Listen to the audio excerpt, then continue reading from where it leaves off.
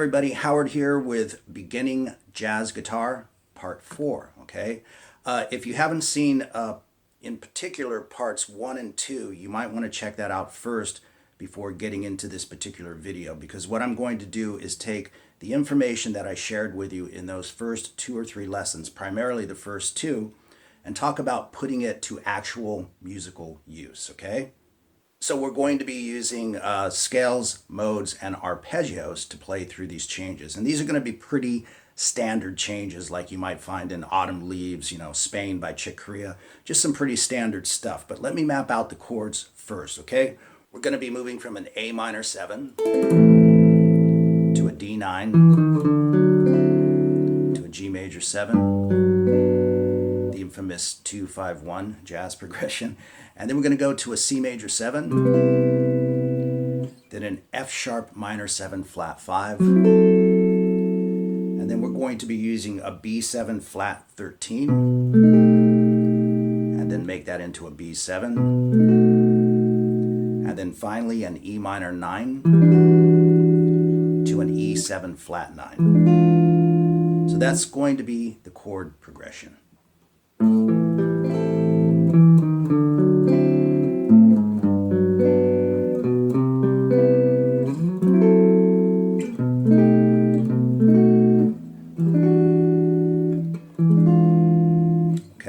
Now, most of these chords were covered in my first lesson, okay? Beginning Jazz Guitar Part 1. So I'm going to play a solo and I'm going to provide you with a rhythm track, okay? So this rhythm track will be these exact changes with little drums, percussion, and bass. And the chords will last long enough that you have time to breathe, okay? Because what we want to talk about is how to play through these changes using the modes and the arpeggios, which we covered in the first 2 lessons, okay? So first, let me play the solo, and then we'll talk about exactly what I did and break it down bit by bit.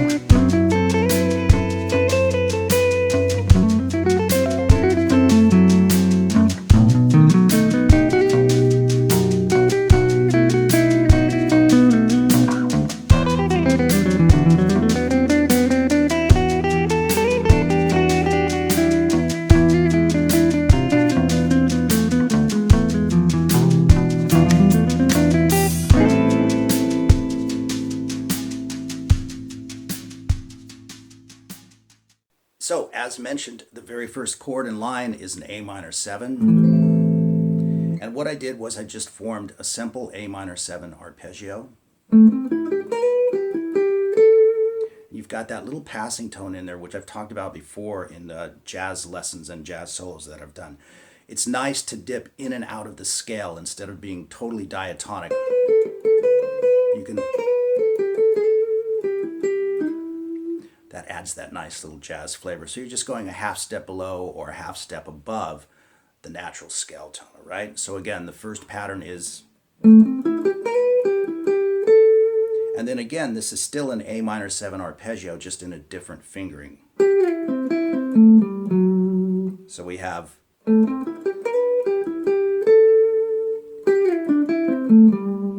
And then I'm moving right into a scale, okay, a mode.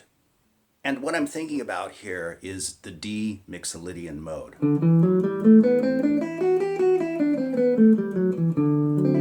Because that would be the natural mode to accompany the 5 chord, the dominant 7th chord, or in this case, a 9th chord, okay? And I'm starting on the 3rd of the chord, the major 3rd of the chord. I've talked about that a lot in previous lessons, about targeting the notes of the chords that make a difference, so to speak. I don't want to get too technical. This is still beginning jazz guitar, so to speak.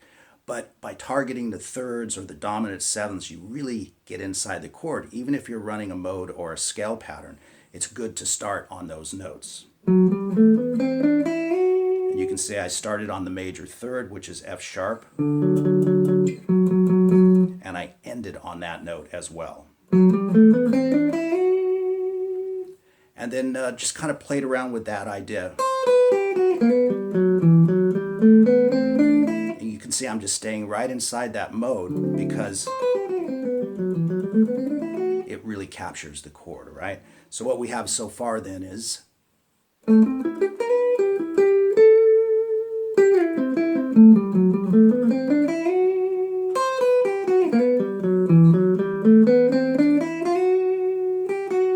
so you can see I'm using those notes that are outside of the scale, half step above, half step below, whatever you like. That's just a nice sort of jazz practice, if you will, okay? So now we find ourselves on the G major 7, and that's why we hit, right? Just thinking about that inversion of the chord, and ironically, the major third of the D9 chord is also the major 7th of the G major 7 chord. So that's nice. You keep a sort of common tonality, it's called, and it sounds pretty sweet, right? And then I just went right into a G major 7 arpeggio. And again, these arpeggios were covered in the very first lesson, but of course you can use different fingerings to play them. For instance, a G major 7 off of the A string.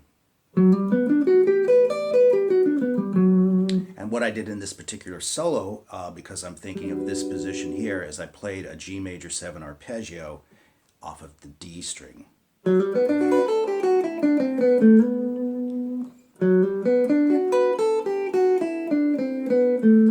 And again, just staying with scale tones, the particular mode that I'm thinking about, in this case, the Ionian mode, the major scale.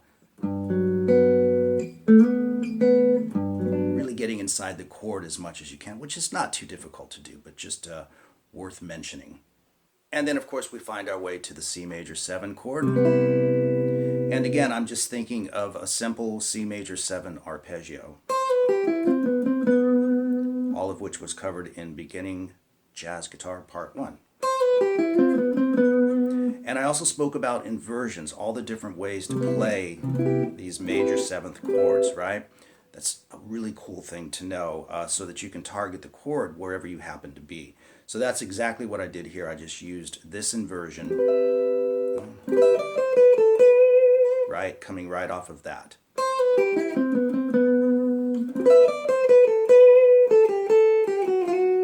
And again, dipping in and out of those natural scale tones.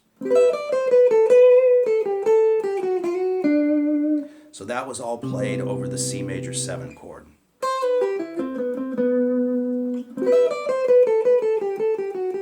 That type of thing right there, right? And then we find our way to the F sharp minor 7 flat 5 chord. And I did a couple of things here that I want to point out that I think are fun and interesting. One of the things I always try to do with chords, particularly jazz voicings, is see the other chord inside the chord you're playing. For instance, if you have a D minor 7 chord, there's actually an F major chord in there. But you can think of it as an F major chord with a D in the bass. And that makes a D minor 7th chord. Same thing with a C major 7. You can think of an E minor being in there. You can even think of that, right? So there's always another chord hiding out in the chord that you're playing. So what I did on this F sharp minor 7 flat 5 was I'm visually seeing an A minor chord. C, E, A, an inverted A minor chord. So I played off of that to tie it in as much as I can with keeping it melodic off of that line.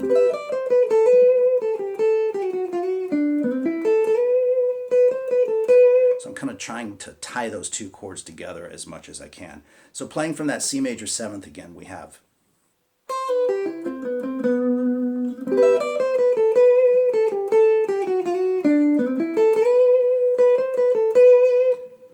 that's played over, once again, the F sharp minor 7 flat 5. And then I played a full-on F sharp minor 7 flat 5 arpeggio. Again, this is an arpeggio that was covered in the very first lesson. That's it, F sharp minor 7 arpeggio.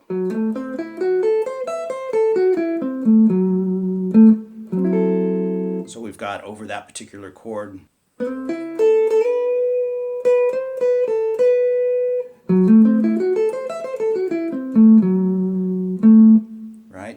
And then we move to that B7 flat 13th, which then changes to B dominant 7th. And I played a B dominant 7th arpeggio against that. Again, an arpeggio that was covered in the first lesson.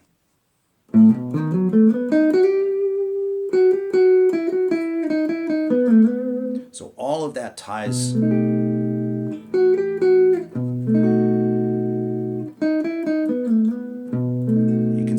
My thought process, so to speak. I'm thinking about the chord, I'm thinking about the arpeggio, I'm thinking about scale tones, and just really getting inside the chord.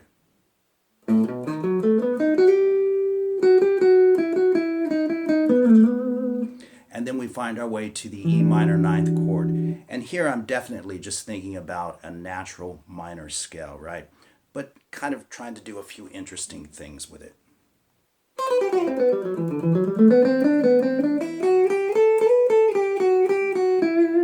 Phrasing is really important as well. We'll talk about that in a future lesson. But let me play that one for you nice and slow.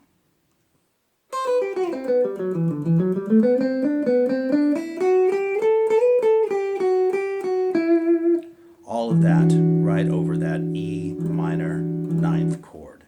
And of course the last chord to deal with is the E7 flat 9. And the mode that I'm choosing to accompany this chord is called a Phrygian dominant. It's the 5th mode of the A harmonic minor scale. I won't go into too much theoretical detail about that just yet because, again, this is beginning jazz guitar for those of you guys who have been playing for a few years now, maybe more, and just want to get into jazz.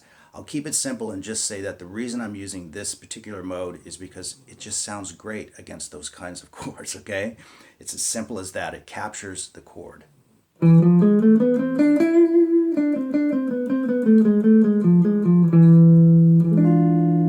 can just really hear that, right? So exactly what I played coming off of the previous statement was this.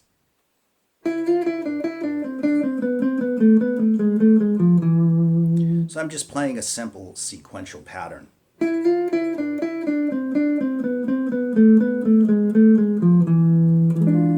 Just trying to really bring that chord out. And then, to be honest, I finished it up, I'm thinking Phrygian. And then ending it with a simple A minor chord, okay? So there you go, just a few ideas, bringing some of the stuff covered in the first couple of lessons especially into an actual improvised solo, or a solo that you can learn note for note if you want to, just to feel for yourself what's going on. But the takeaway here is I hope that you just grasp the ideas, right, of how to combine the modes with the arpeggios as you move through chord progressions like this, because this is really common and standard jazz stuff. And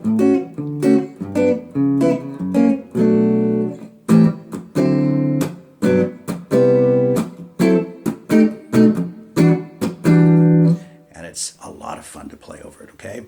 So there you go with Beginning Jazz Guitar Part 4, and I shall see you guys soon.